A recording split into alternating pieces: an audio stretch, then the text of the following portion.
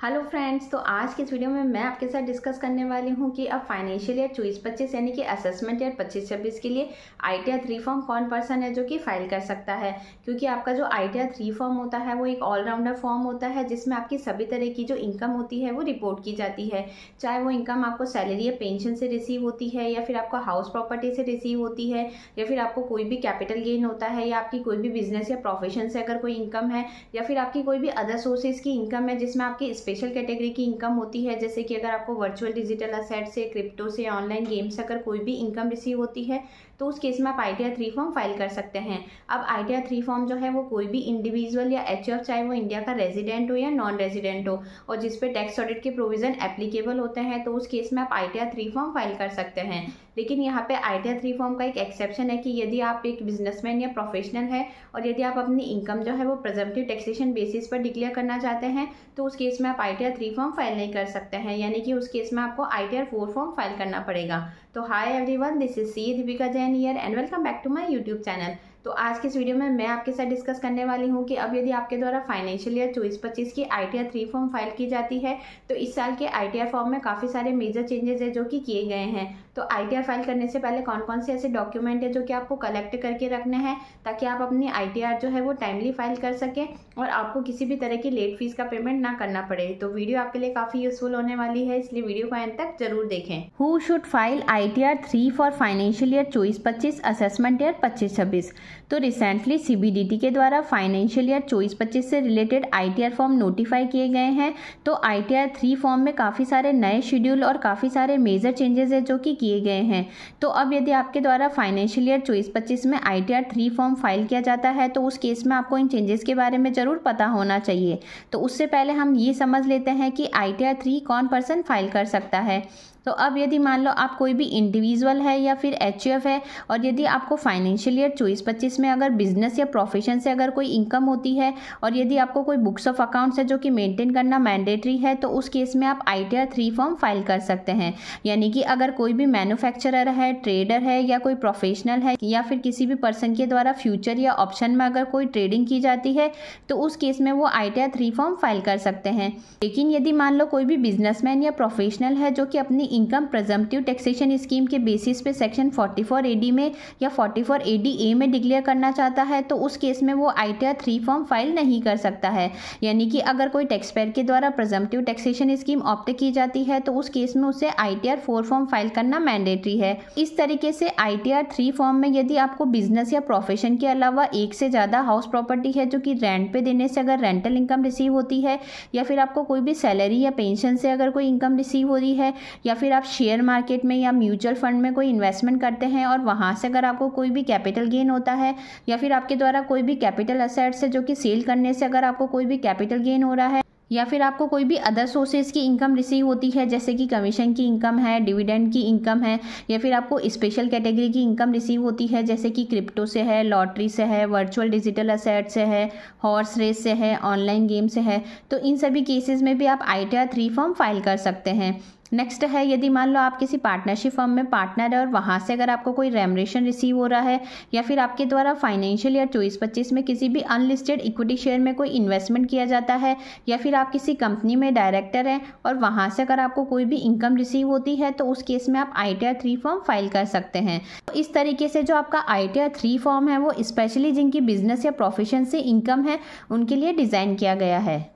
Next है, who is not eligible to file ITR 3 form. तो ITR 3 form file करने के लिए कौन पर्सन एलिजिबल नहीं है। तो अगर मान लो कोई भी इंडिविजुअल या HF के अलावा अदर पर्सन है जैसे कि कंपनी है, AOP है, BOI है, पार्टनरशिप फॉर्म है, तो उस केस में वो ITR 3 फॉर्म फाइल नहीं कर सकते हैं। या फिर मान लो कोई इंडिविजुअल और HF है जिनकी बिजनेस या प्रोफेशन की अगर कोई इनकम नहीं है, या फिर उन्हें पार्टनरशिप फर्म से कोई इनकम रिसीव नहीं हो रही है, तो उस केस में भी वो ITR 3 फॉर्म फाइल नहीं कर सकते हैं। या फिर मान लो अगर कोई भी इंडिविजुअल या HF है जिसपे ITR 1, ITR 2 या ITR 4 फॉर्म एप्लीकेबल होता है तो उस केस में भी वो ITR 3 फॉर्म फाइल नहीं कर सकते हैं। नेक्स्ट है major changes in ITR 3 form for financial year 24-25। तो अब यदि आपके द्वारा फाइनेंशियल ईयर 24-25 में ITR 3 फॉर्म फाइल किया जाता है तो कौन कौन से मेजर चेंजेस है जो कि आपको ITR 3 फॉर्म में देखने को मिलेंगे। तो उसमें फर्स्ट है एडिशन ऑफ सेक्शन 44BBC। तो अब यदि मान लो कोई भी नॉन रेजिडेंट पर्सन है जिसके द्वारा फाइनेंशियल ईयर 24-25 में अगर क्रूज का बिजनेस है जो कि ऑपरेट किया जाता है,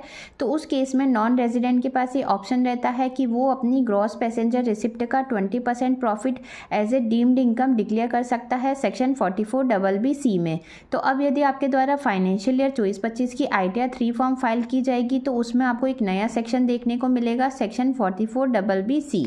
नेक्स्ट है कैपिटल गेन स्प्लिट। तो अब यदि मान लो आपके द्वारा फाइनेंशियल ईयर 24-25 में किसी भी इक्विटी शेयर में या म्यूचुअल फंड में या फिर कोई भी कैपिटल असेट्स है जो कि सेल करने से अगर आपको कैपिटल गेन होता है तो उस कैपिटल गेन पे अब आपके टैक्स की कैलकुलेशन दो अलग रेट से की जाएगी। यानी कि आपको 23 जुलाई 2024 से पहले अगर कैपिटल गेन होता है तो उस कैपिटल गेन पर टैक्स की कैलकुलेशन अलग रेट से की जाएगी, और यदि आपको 23 जुलाई 2024 के बाद में अगर कोई कैपिटल गेन होता है तो उस कैपिटल गेन पर टैक्स की कैलकुलेशन अलग रेट से की जाएगी। नेक्स्ट है बायबैक लॉस रिपोर्टिंग। तो अब यदि आपके द्वारा फाइनेंशियल ईयर 24-25 में कोई भी बायबैक किया जाता है शेयर का, और उस केस में अगर आपको कोई भी कैपिटल लॉस होता है तो उस केस में अब आपके 1 अक्टूबर 2024 से बायबैक लॉस रिपोर्टिंग के जो रूल्स है वो चेंज हो गए हैं। यानी कि 1 अक्टूबर 2024 के बाद में आपके द्वारा कोई भी शेयर का बायबैक किया जाता है और उस पर अगर आपको कोई भी कैपिटल लॉस होता है तो वो लॉस आपको तभी अलाउ किया जाएगा यदि आपके द्वारा उससे रिलेटेड जो डिविडेंड इनकम है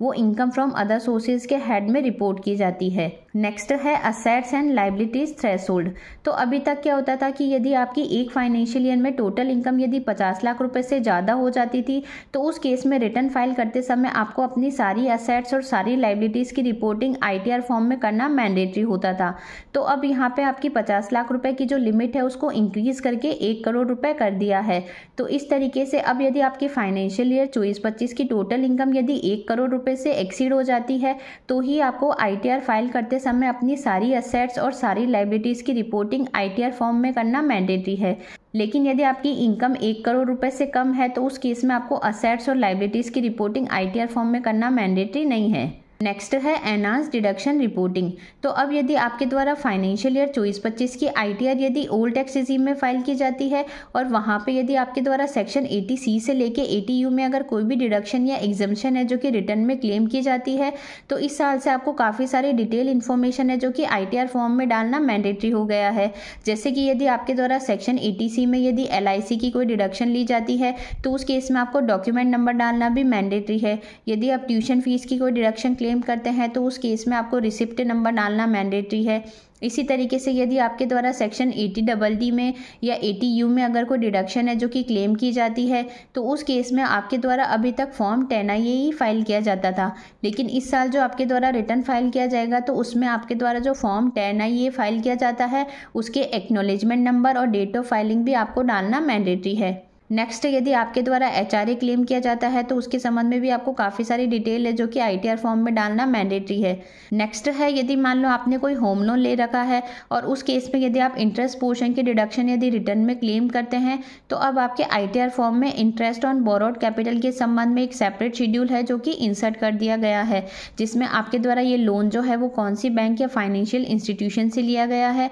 उसका नेम मेंशन करना कंपलसरी है, लोन अकाउंट क्या है, आपके date of sanction of loan यानी कि ये लोन आपको कब सैंक्शन किया गया है उसकी डेट आपको डालना मैंडेटरी है, आपकी लोन की अमाउंट कितनी है। नेक्स्ट आपका 31 मार्च 2025 तक आउटस्टैंडिंग बैलेंस कितना है और साथ ही आपके द्वारा फाइनेंशियल ईयर 24-25 में कितनी इंटरेस्ट की डिडक्शन है जो कि रिटर्न में क्लेम की गई है, ये सारी डिटेल आपको सेपरेट शेड्यूल में इंसर्ट करनी होगी। एंड लास्ट है TDS सेक्शन रिपोर्टिंग। तो अब यदि मान लो फाइनेंशियल ईयर 24-25 में आपकी सैलरी के अलावा कोई दूसरी इनकम भी है जिस पे यदि आपका कोई TDS है जो कि डिडक्ट किया गया है या फिर TCS है जो कि कलेक्ट किया गया है तो उस केस में अब आपको सेक्शन वाइज रिपोर्टिंग भी करनी होगी। यानी कि आपको ड्रॉप डाउन लिस्ट से सेक्शन सेलेक्ट करना है कि कौन से सेक्शन में आपका कितना TDS है जो कि डिडक्ट किया गया है और उसकी ग्रॉस अमाउंट कितनी है और उस इनकम पे कितना TDS डिडक्ट किया गया है। ये सारी डिटेल भी अब आपको TDS शेड्यूल में इंसर्ट करनी होगी। तो ये सारे मेजर चेंजेस है जो कि आपके फाइनेंशियल ईयर 24-25 की ITR 2 फॉर्म में किए गए हैं। इसलिए ITR फाइल करने से पहले आपको इन चेंजेस के बारे में ज़रूर पता होना चाहिए, ताकि आप अपनी फाइनेंशियल ईयर 24-25 की ITR सही फाइल कर सके और फ्यूचर में आपको इनकम टैक्स डिपार्टमेंट की तरफ से कोई नोटिस भी इशू ना किया जाए। तो आई होप आज की जो ये वीडियो है वो आपके लिए काफ़ी यूजफुल रही होगी। वीडियो से अगर किसी तरह की हेल्प मिली हो तो चैनल को लाइक शेयर एंड सब्सक्राइब करना ना भूलें। Thanks for watching.